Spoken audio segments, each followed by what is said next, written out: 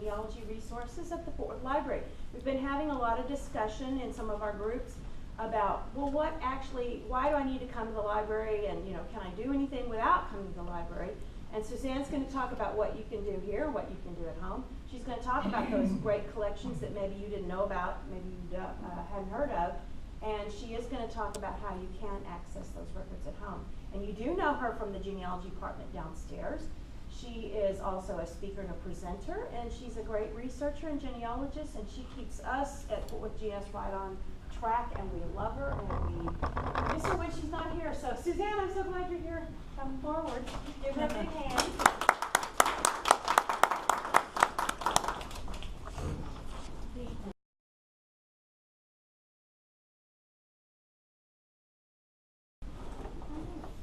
Well, thank you all for having me tonight.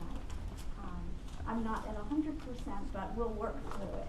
So, and like Debbie said, today I'm going to show you what we have here versus what you can do online. And some of you may be familiar with our setup downstairs.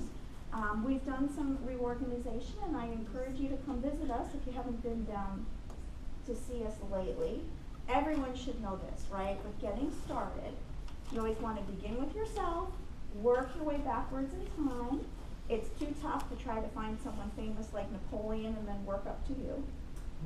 You want to find, you'll never do it, right?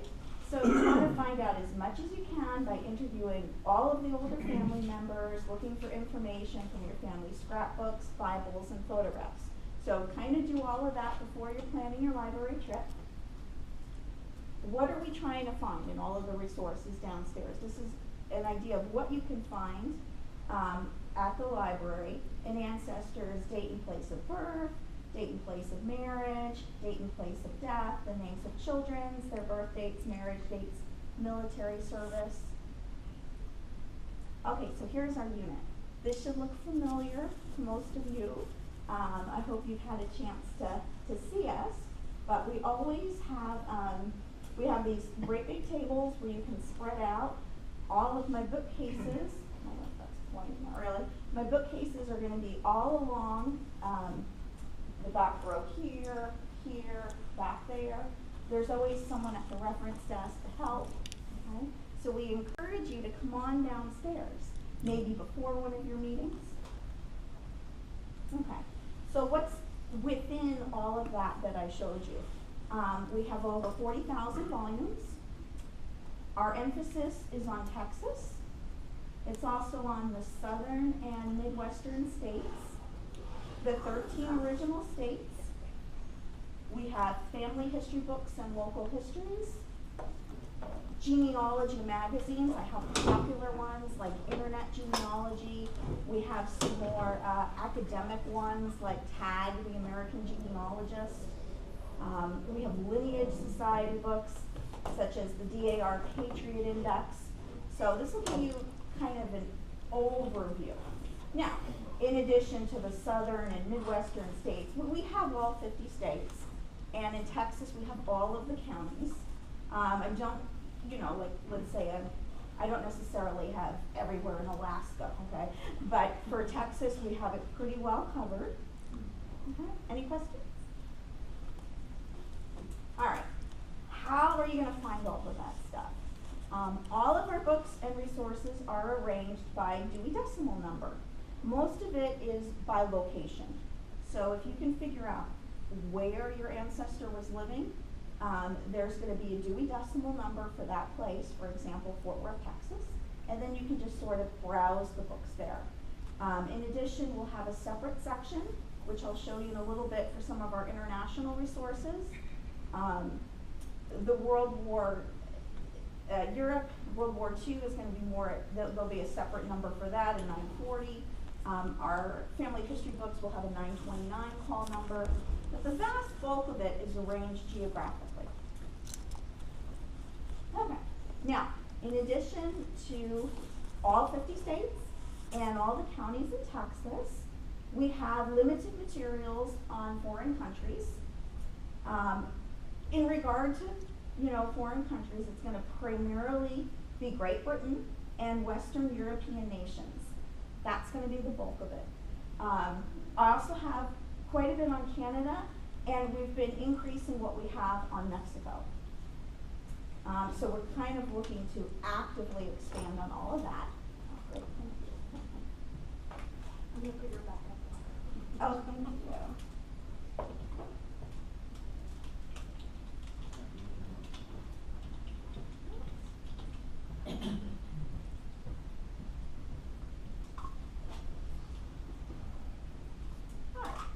So, as I explained, the way our print collection downstairs is arranged is geographic, whether it's a state, whether it's a country like Canada or Mexico. It's all essentially geographically arranged. So this is why it's really important to know your ancestor's location, okay? When you know that, you can study the history of that place, identify which records were created by various jurisdictions over time, and investigate those records. And that's important because your ancestor can stay put, and the country or whatever can sort of change around them. Like Alsace, Moran in France is a famous example. You know, you can be in the same place, and then sometimes it's France, sometimes it's Germany. You know, they didn't go anywhere, but the country changed sort of around them. So you want to be aware of that. The same thing here, you know, it might be, you know, before we were Texas, and as a state in the United States, it might be Republic of Texas. It might be, you know, the Northern District of Mexico. So you just, you know, a person can stay still, but the place can sort of change around them. So that's why you always want to know where they are in the history of that place, because that's going to be what helps you zero in on the pertinent records. And then you want to focus on records pertaining to your ancestors' specific location and time period. Okay, so how are we going to find all this stuff? Now, this is what you can do from home. www.fortworthlibrary.org. That's our webpage. And you can search our online catalog.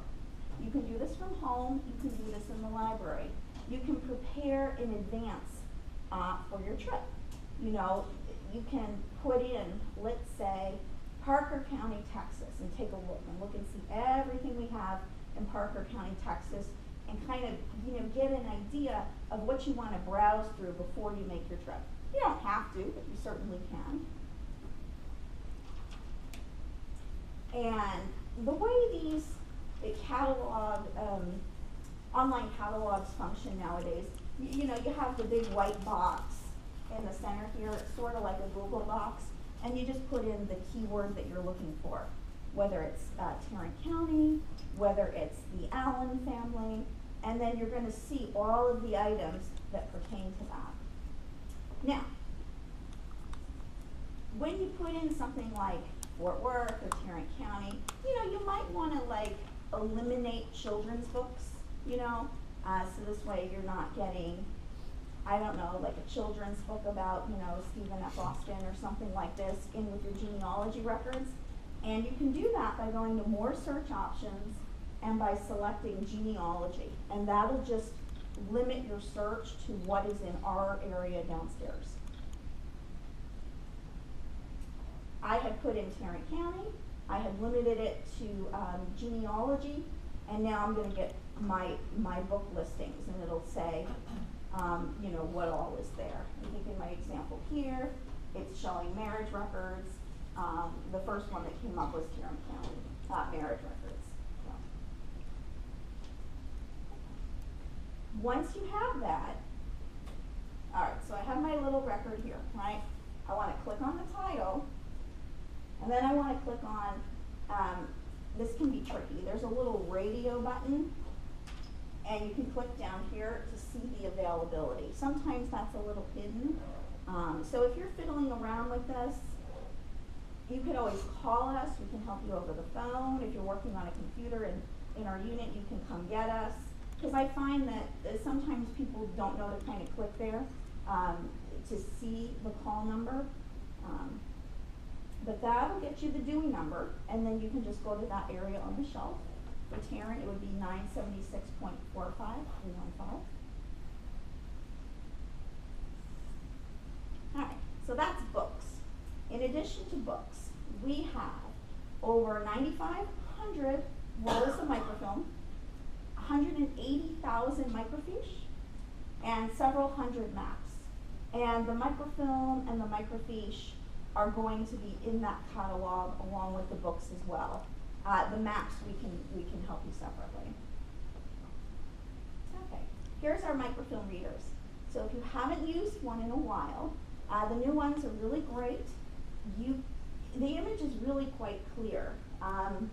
It's like looking at a computer screen. Now, depending upon how the item was originally filmed, you can zoom in, you can try to make it more clear, but a lot of that will still depend on how good the original filming was, you know, so it may still be a little blurry. But the new machines really help with that. Like I said, you can zoom in, you can rotate it around, you can invert the negative and the positive, and you can save to a flash drive.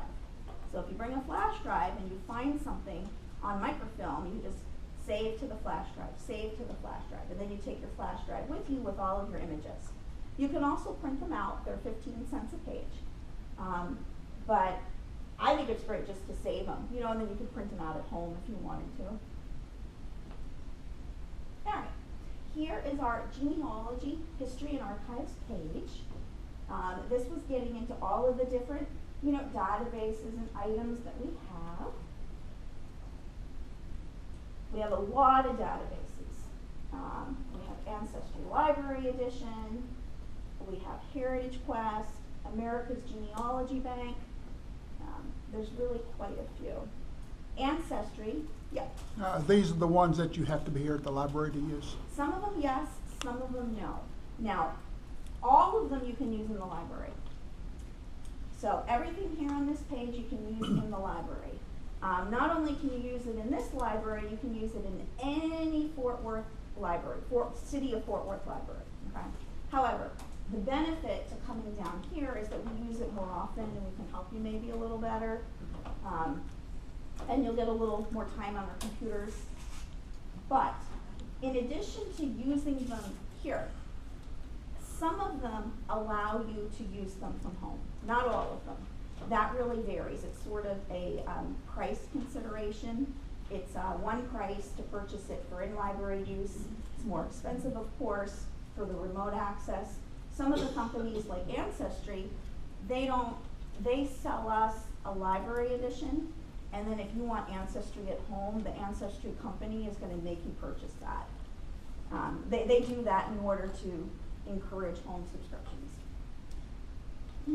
I missed something. How do you get to the database list that you just got there? From our page. So from our home page, there is a link on the side for genealogy, history, and archives. Back on the Fort Worth Library page? Yep, fortworthlibrary.org. Oh, okay. All right, on the left side there? Okay. On the left side, you click Got on it. genealogy, history, archives, that brings you Okay. here. All right. And then here, it's a little trickier. There's a little link that says library catalog under databases, I see. and then it gives you the list. All right. And then you choose the one you want.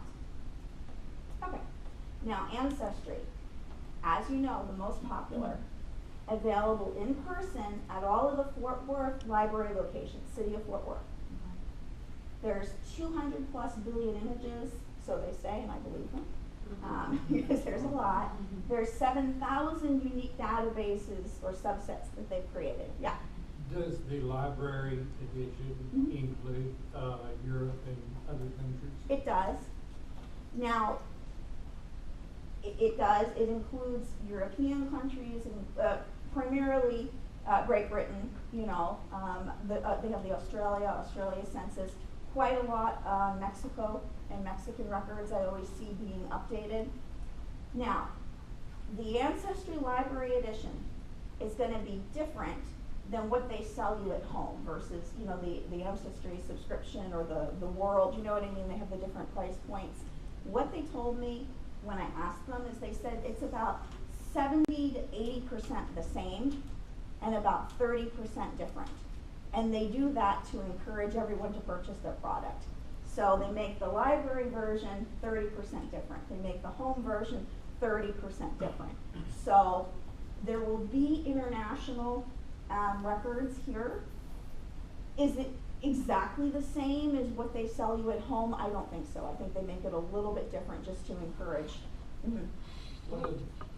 Is different more, or is Just different. I mean, not better. It's not that, I think it's sort of the same amount. I think just what they give is slightly different. so we should try both? Yeah, just and to be kind of sure. cross-check. And I've asked them in the past, you know, can we purchase the remaining parts?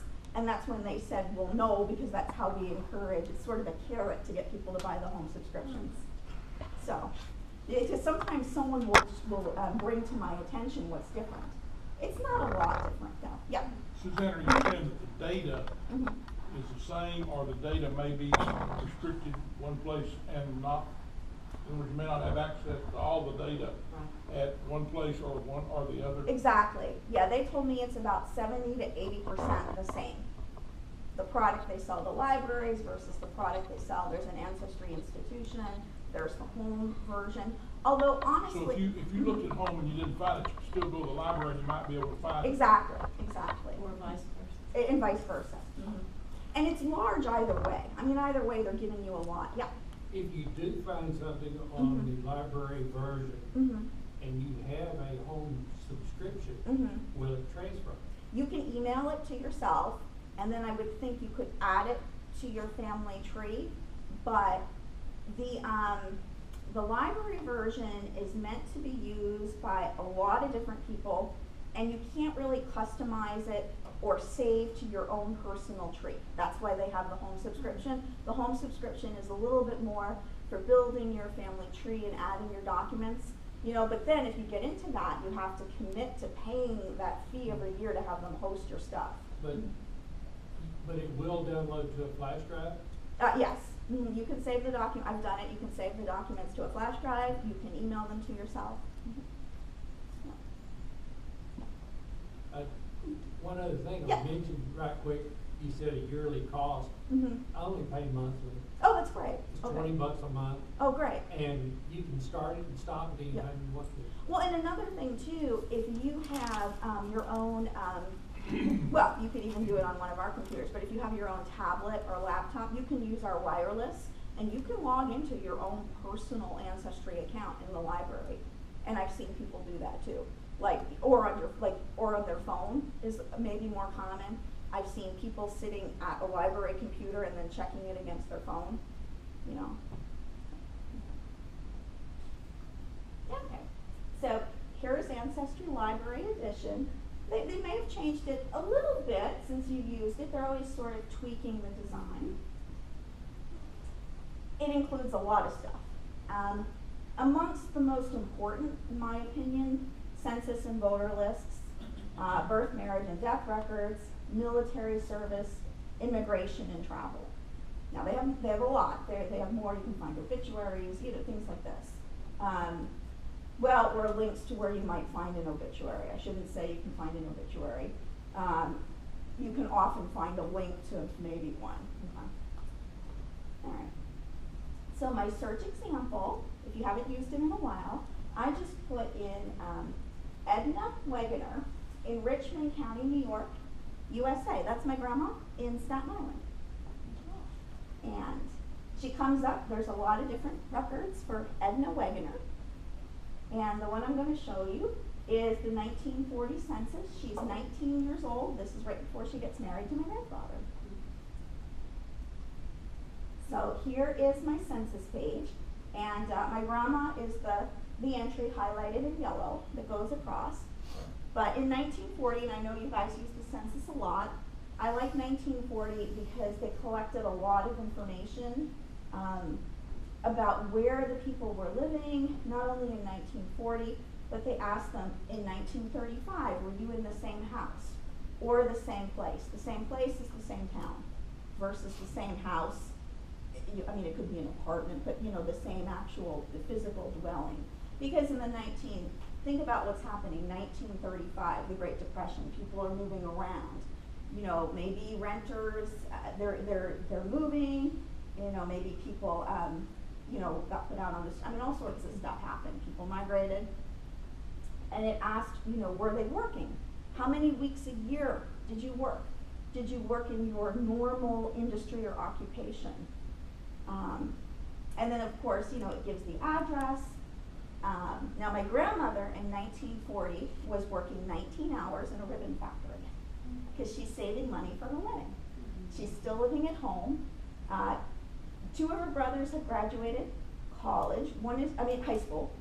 One is working at the gas company, and he will go on to retire from that job. My dad said he had that job his whole life. He always remembers going to see his uncle at the gas company. He was a clerk. I have another one of her brothers was a grocer, and I now have a cousin. She works. She's a bakery assistant, and she works. She's always worked in a grocer. So it's kind of funny how this stuff carries through. And then I was able to find the address for the house, which is still there. So I was able to look at the little house on Clove Road, which was a fairly, they had 7 children, so it was a fairly decent sized house. But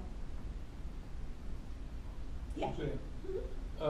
Point to be made about the census is if you are getting this information for admission to or proof for a lineage society, do not take the typewritten transcriptions because they have errors. Yes. Yeah. And they want to see the actual document, and Yeah. that's a good reason why you need to come next month and look at old handwriting, because they use people who were not schooled in old handwriting, Yep. and consequently they got all kinds of misspelling. Yeah. Well, yeah, and They that's weren't even United States citizens, they didn't speak English. yeah. Well, that's a good point. Yeah, but I'm talking about when they The transcribe ancestry this people, for But they ancestry. don't The speak volunteers. English, they're going strictly by what they told by.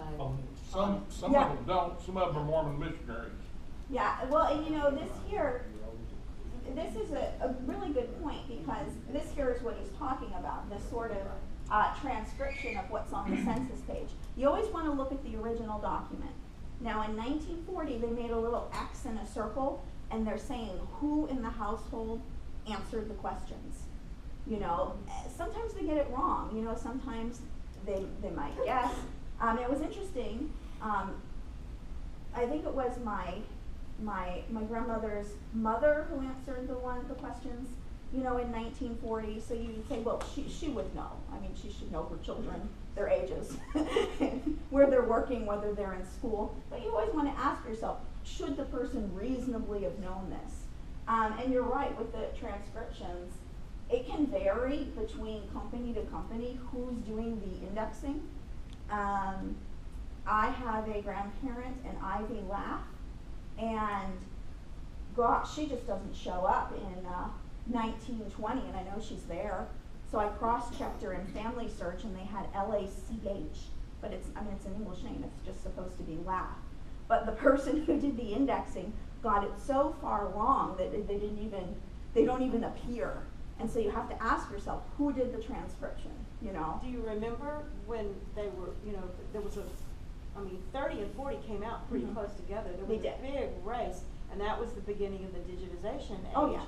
And between HeritageQuest of the LDS Church and I guess the beginnings of Ancestry, there was a huge fight to who was going to get it done first. Yeah, they wanted and to. they were hitting up all of our genealogy societies. Get some volunteers, get out there, transcribe those microfilms, and that's why so many mistakes were made, because it was a race. Yeah, they were competing because they wanted to be the first to have it and wanted to scoop it. That's why I hate to see the demise of HeritageQuest, because every once in a while, if you couldn't read something real well, you couldn't tell it what it was, you could go to HeritageQuest, Yes. and sometimes one was clearer than the other. That's true. The microfilm, or somebody did a better job. Yeah, the indexing used to be a little different, and now it's the same. It's Ancestry in both places. Yeah.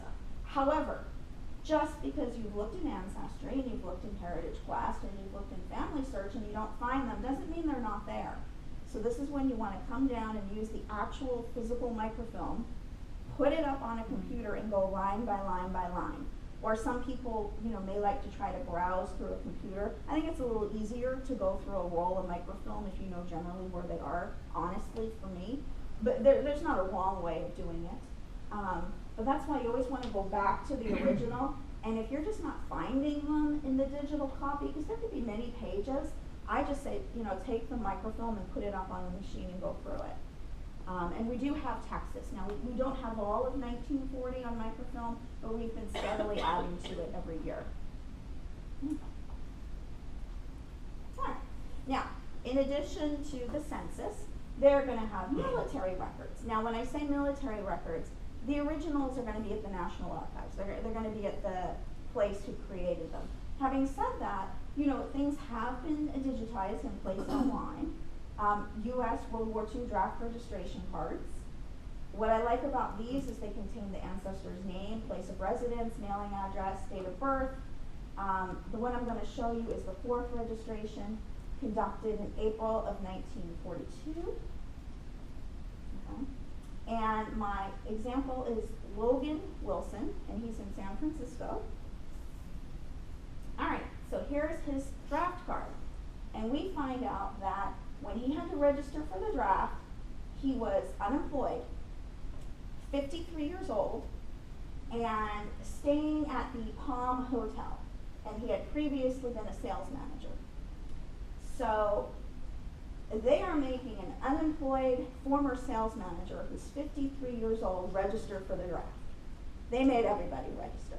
You know, what's nice about this though, they're not, I mean, you know, I doubt he ever had to serve, right? But you're going to find a lot of the elder, or the, not elder, that's not, but the senior family members, okay? Because by the time they did the first 3 drafts, they got all the younger guys, you know, everyone who's 18, 19, 20 years old, they've all been drafted. By the time you're going to put a 53-year-old guy for World War II, you know, they've gone through everybody. They call that the old man's draft. They do, yeah, they do for that reason. That's kind of the nickname, is to call it the old man's registration. But they did, they called up everybody. What's nice about that though, is you're gonna find he's originally from Leavenworth, Kansas. It'll have his signature. And so we know, okay, well, you know, in 1947, or no, 42 rather, when they did this, he is in San Francisco, but he wasn't always there. He's originally from Leavenworth, Kansas.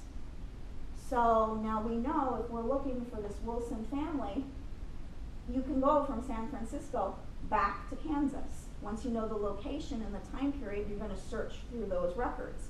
So you don't want to be, you know, hunting in the wrong place. So this can be helpful for that. All right. Now, they also have research aids. They have lots of articles about getting started, you know,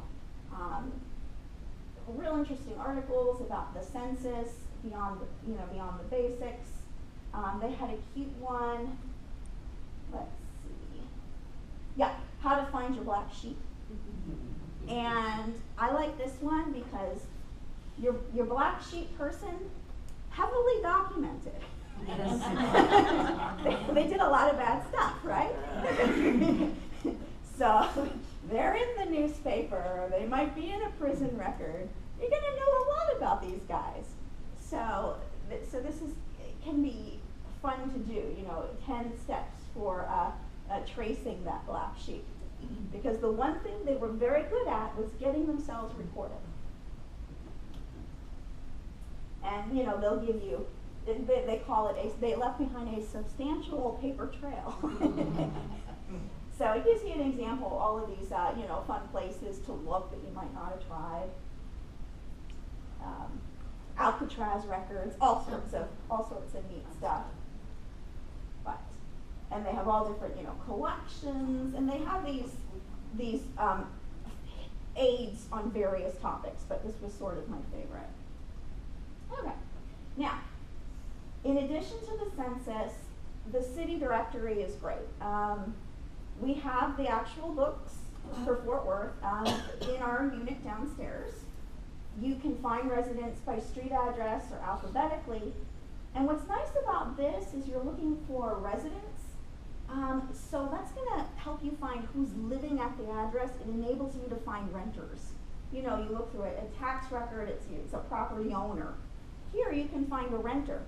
And many times during the history of the country, a lot of people were renting during the Great Depression. You know, afterwards, people are taking in lodgers. So this is really great for the renters. What years do you have? We have, for the physical books, it goes from about 1920 up until the present, about the 20, I think 16 or 17 is the most current, might be 16. However, there are a few gaps around World War II. Prior to 1920, we have them on microfiche card, and which you can use on our readers. They go back to about 1873 or so, but in those early years, they're not coming out every year. There's going to be gaps as well. Okay. What's been digitized is about from 1900 to 1965 is what's going to be in a database like this in HeritageQuest. All right, so HeritageQuest, in addition to the directories, it's got the US Federal Census. It's got a great books collection, you know, for the online books, and you can download chapters onto a flash drive, take it with you. Wills and probates, city directories. Like I said, for Fort Worth, it's 1900 to 1965. Yeah. That's a good, silly question, No, no. I guess. Why is it that the census reports are only released up through 1940? Because there is a limitation due to privacy reasons. 72. Yeah, I was going to say Federal 72 law. years. It's a federal law, and it's basically it's to protect those who are living against like identity theft, you know, privacy reasons. In England, it's even longer. It's 100 years. I So noticed there's other sources for the same information, though. yeah, I know. I mean, I know. it just- It's an older law, you know, so who knows if they'll update it. But yeah, no, that's why it was a big deal when 1940 came out, and then you have to wait. 1950 will be released. But yeah, no, the waiting period for the English census is even longer. They keep them private 100 years. So they want everyone to pretty much be deceased by the time the information's released. Yeah, You said Heritage, you still have HeritageQuest? we do. I thought they got folded into that other company and. Well, they were purchased, they're owned by ProQuest. Both HeritageQuest and Ancestry are products that are owned by the ProQuest company. And what they told me was ProQuest owns HeritageQuest and licenses Ancestry. Since they own HeritageQuest, they will allow you to use it in the library and remotely from home. So Ancestry, you can't. You have to be physically on a library computer, or you have to purchase your own home subscription. HeritageQuest you can use from home with your library card, and everyone can use this because it's also a text share database. So even if you're not in the city of Fort Worth, you can access this from home. Yes. The link will say, URL will say www.ancestry.com, and then it goes to HeritageQuest if you do it from home, and I don't know why.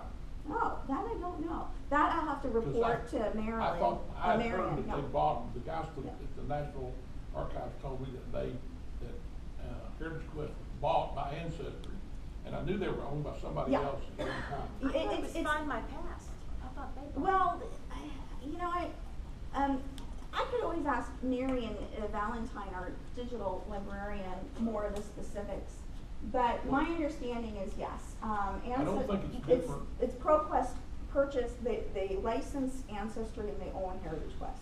I don't think it's different, but I don't use yours, I use the The text share? text share. Yeah, okay.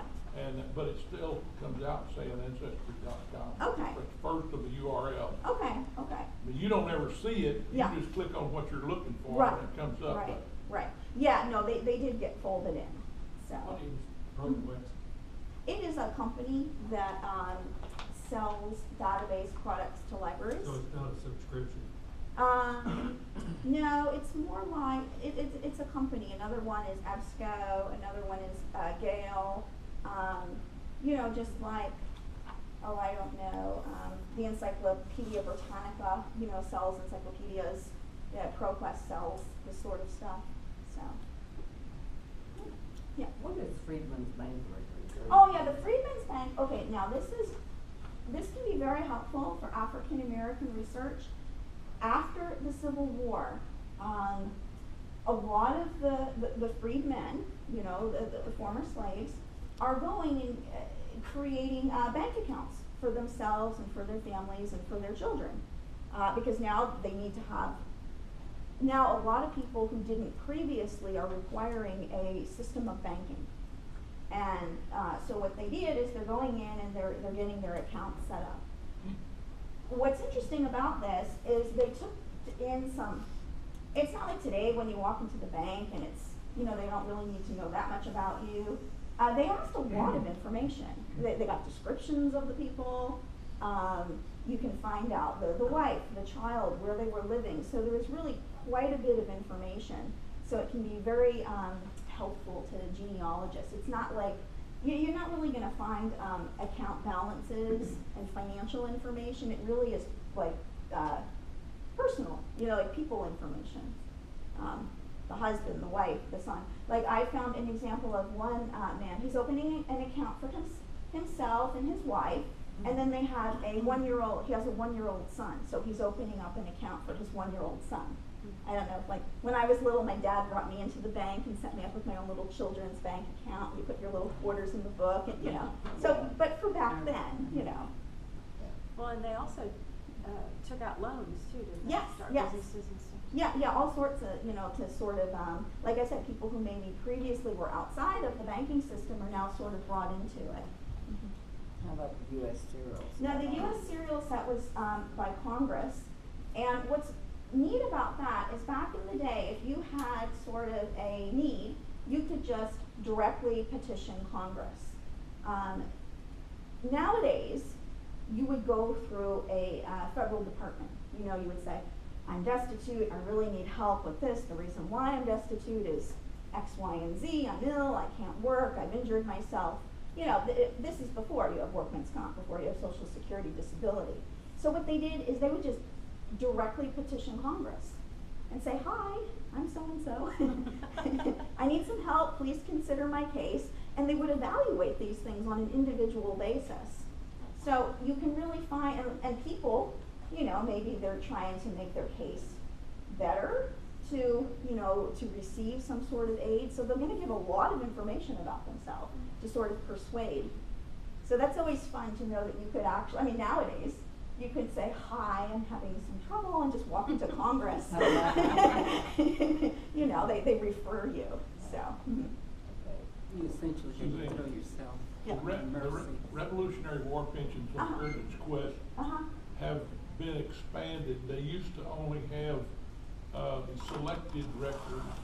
Now they have the non-selected records, and the non-selected records are records of things that were submitted to them, and somebody made a decision as they looked through it, we don't need that, but they kept it. Well, over in that area, you're going to find affidavits and all kinds of things that names people, and it's well worthwhile to look through the non-selected records in the Revolutionary War pensions. Oh, that's great to know, because like you said, I mean, I've seen them where it's like 15 pages of stuff. Hi, I'm so-and-so, I served under this captain, and this is, you know, and they give a lot of information. So, okay. Now to search HeritageQuest, it's got all of these nice little shortcuts. It also has, you know, the big kind of search box like Google. All of them pretty much look this way nowadays. This is family history books. I'm looking at city directories. I'm gonna show you Fort Worth. And here is Marigold Avenue in 1945 in Fort Worth. And this one is a Morrison and Forming. But it shows everyone residing on Marigold Avenue. So you're going to have your renters, all of this. So like I said, these guys are great for books. And those other, the Freedman Bank, all of these other things too. Yeah. All right, now America's Genealogy Bank. This is one that you can use in the library, and you can use it from home if you have a City of Fort Worth resident library card, meaning you have to have a residence within the City of Fort Worth, the address attached to your library card. Okay. So, like if you're in White Settlement or Haltom City, it's not gonna work. But if you're in the city of Fort Worth, you can use it from home. Anyone can use it in any Fort Worth library. So any of the branches here. So like I said, Ancestry, you have to be in a library on a library computer. HeritageQuest, you can be on a library computer or you can be at home. This one, you can be on a library computer and you can use it at home, but only if your address is within the city of Fort Worth. All right. What's great about this one, it has a lot of different components as well, but these guys are great for newspapers. And they're gonna have tons of historical newspapers. I put in an ancestor's last name, Kanata. That's my mom's maiden name. And I got a whole listing of different Kanatas.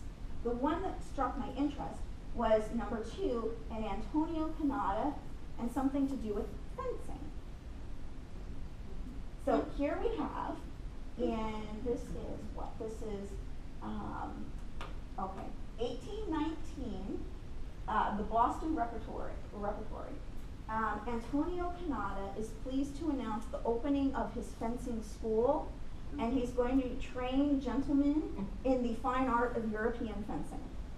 So if you're living in Boston in 1819, and you would like to be a gentleman trained in the European art of fencing, Antonio Kanata is your guy. And he's opened his school, and he goes on to say that he has his hours after business so the men can work during the day and then learn this fine art of fencing in the evenings. Must be a relative. No, I can't find a link.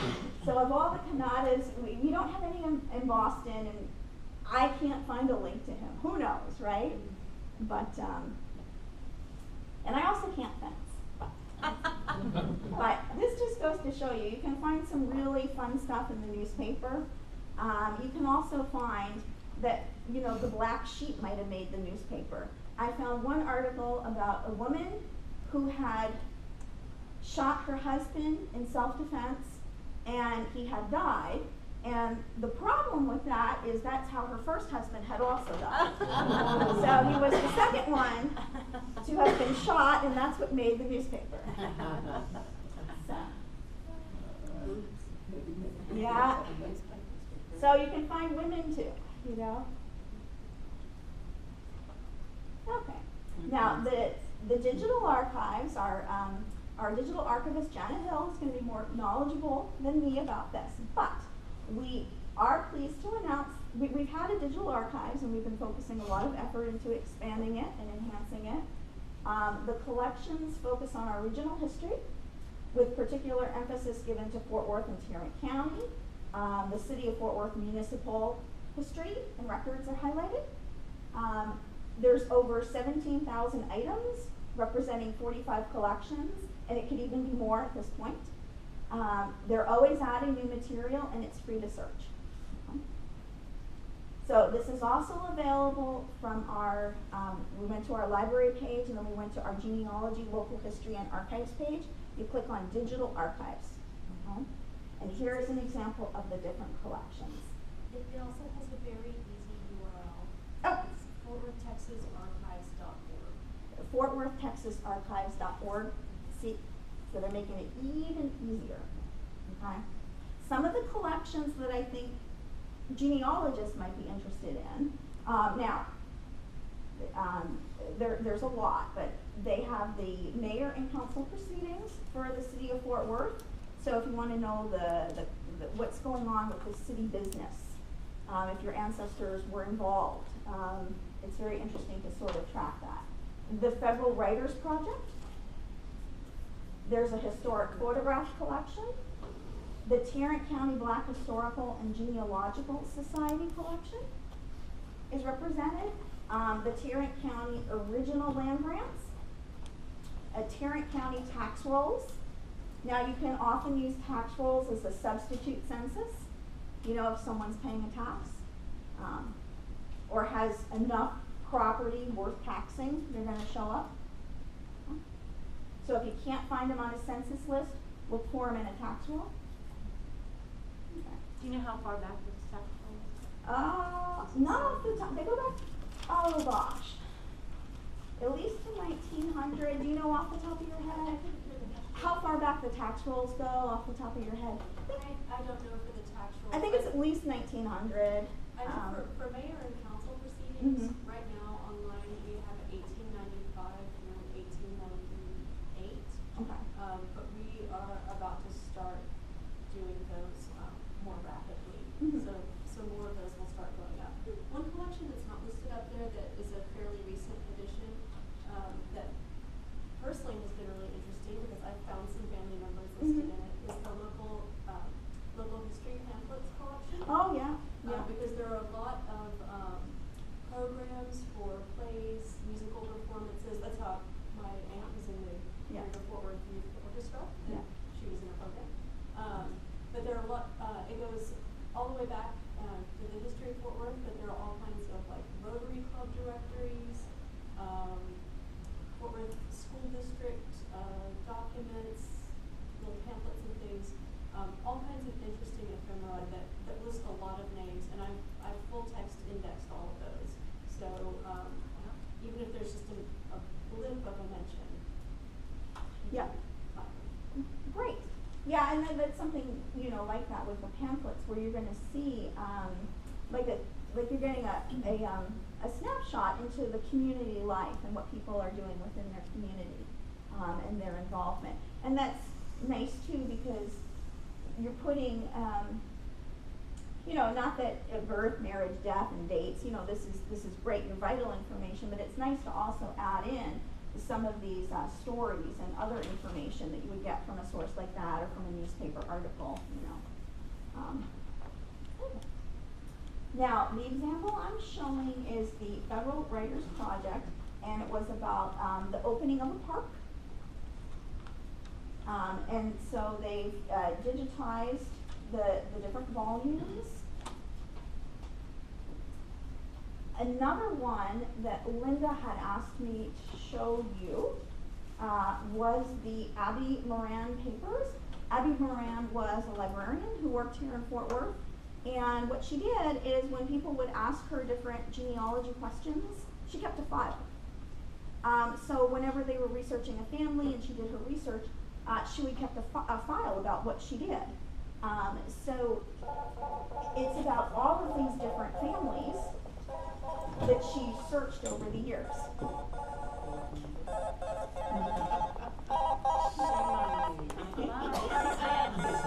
You turn it off. There's always one, right? Somebody didn't get the message, Daddy. They didn't turn it off. Can we all say hello? Stomp on it. Yeah, there you I go. turned the volume all the way down. I'm sure. Push I'm the button on sure. the back and turn it If off. I could ask everyone to silence their devices, no. Yeah, turn it off. That's an idea. That's what it should have But been. anyways, Abby Moran, what she did I is, know how to do that. when people asked her, you know, about different families and these inquiries, she kept a record of it. And so here's all of, you know, different families listed on the side who she researched. You know, there's a Baker family, a Ball family, a Brown family. And it'll tell you, you know, that this Ball family, there is one folder of information. So it's not a lot, but it might be helpful to you, you know. So where do you find that one folder? Okay, what you would do in this case is you would, it's going to be in the archives, and you would request it, and we would page it for you and bring it to you. There's a little form you fill out, but you're welcome to use any of the archival materials. So these are files that are here, Yes, that are in the archives. Hard copy. And what this is here, this is called archive space. And what it is, it's almost like a catalog for our archival collections. You know, the books and the microfilm and the microfiche are going to be in the online catalog. But if you're looking to see what's in our archives, the original materials, you're going to want to look here in our archive space. We can get you set up on this. this is different than hanging files? Yes. Now, that's a good point, because in addition, we have vertical files, okay? And we have vertical files that have various family names that you can look through. This is something that was specific to Abby Moran and the Abby Moran papers. that she donated. So, alright, so here's the Ball family. It explains this collection of research materials of Mrs. Abby Moran. And then it says this here is 0.5 linear feet or 1 box. Okay, so it's not a lot, but she wanted me to let you know it's here.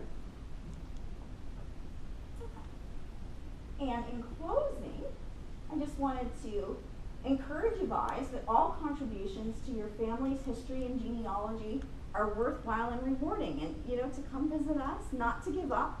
There's all these different places you can try. So that's it. Does anyone have any questions? All right. And you